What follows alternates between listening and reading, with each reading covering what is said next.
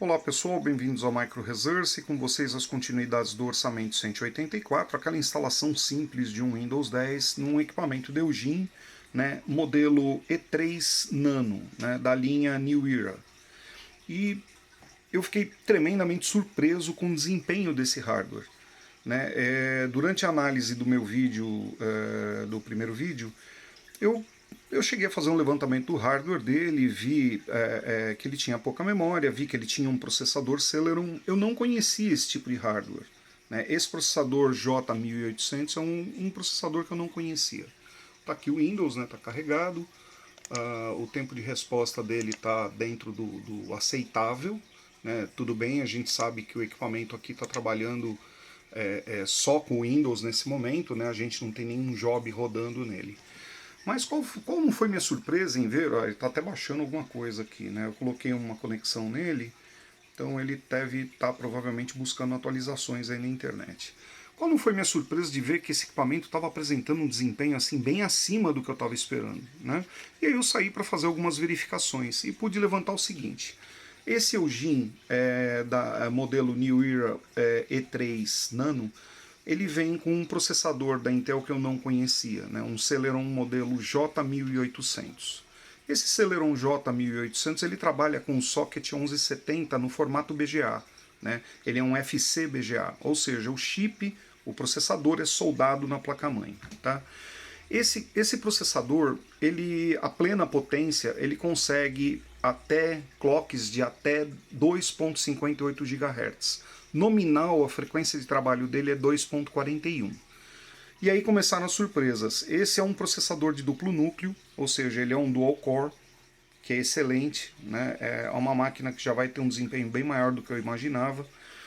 Esse processador, o J1800, ele é limitado em endereçamento de RAM até 8 GB, ou seja, esse equipamento aqui está com 4 e eu posso expandi-lo até 8. Ele só tem um socket para RAM, né? Ele só tem um slot ali para a gente inserir RAM. Mesmo se houvessem dois slots, eu não poderia pôr 16 GB nele, porque o processador aqui, esse J1800, só enxerga até 8, tá bom?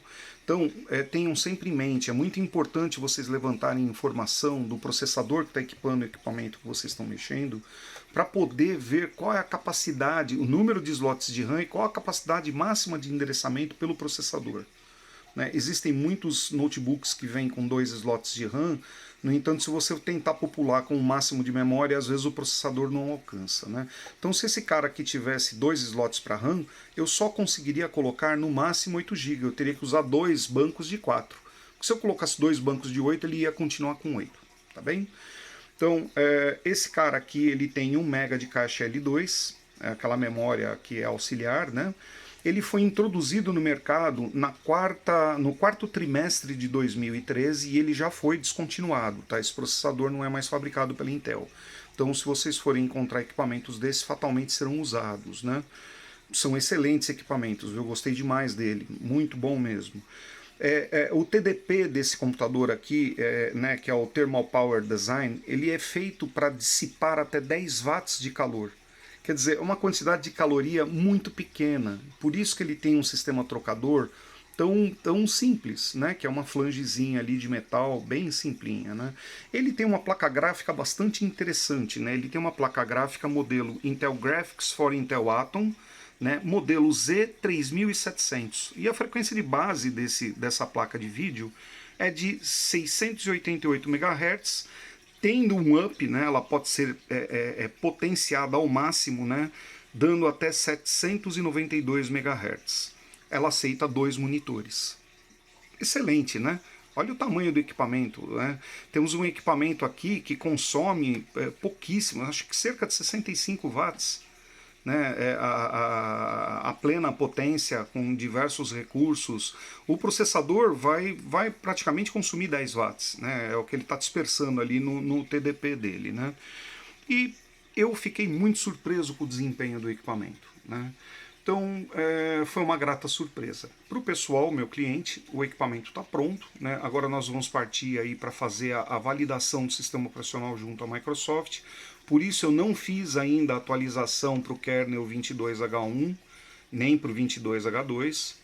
né? Porque a partir do momento que eu fizer isto, ele vai começar a abrir uma advertência aqui embaixo avisando que esse equipamento não possui licenciamento.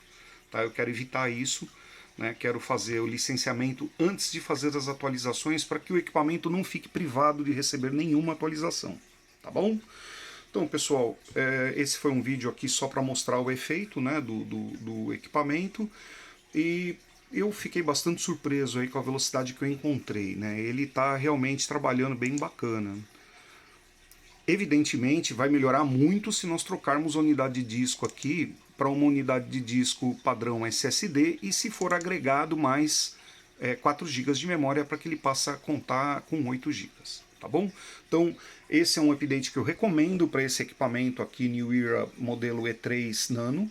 Né? Adicionar o máximo de memória dele, que é trocar o banco de 4 por um banco de 8 e colocar uma unidade SSD de qualquer tamanho.